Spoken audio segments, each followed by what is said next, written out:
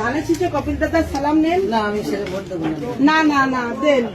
আচ্ছা, আপনি আমাকে চিনলেন, এখন একটা চিনছি, কথা ঠিক বলেন। আছে। এখন একটা কথা আপনারা বলেন। আমি চিনছি, আপনাকেও ভোট দিছি আমরা, ইনশাল্লাহ।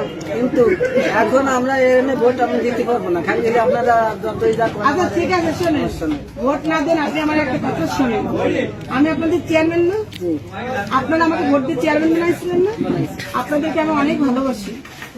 কেন ভালোবাসি? কারণ আপনারা আমাকে ভোট দিয়ে বানাইছিলেন, আপনাদের জন্য কিছু করতে পারিনি। এখন যদি আমার বিএনপি দল ক্ষমতা আসে, তাহলে আমি চিতলমারি বাসী আপনাদের লড়ার করে ভালো ভালো রাস্তা করে দিতে পারবো, ছেলে মেয়েদের জন্য কিছু করতে পারবো। আপনাদের জন্য কিছু করবো না বলেন? শোনেন, আরো আগে তো আপনি হয়েছেন, করেন না কেন? হ্যাঁ, আরো আগে হইছে, আগে ক্লিয়ার ভাঙ্গা এখন একটা কথা শোনো, তুমি একটা কথা শোনো। আরো আগে তো আমি হয়েছি ভাই। আপনি কি একদিন আমার জেলখানায় দেখতে গেছিলেন? একদিনে গেছিলাম, গেছিলেন? একদিন গেছিলাম। মাশাআল্লাহ।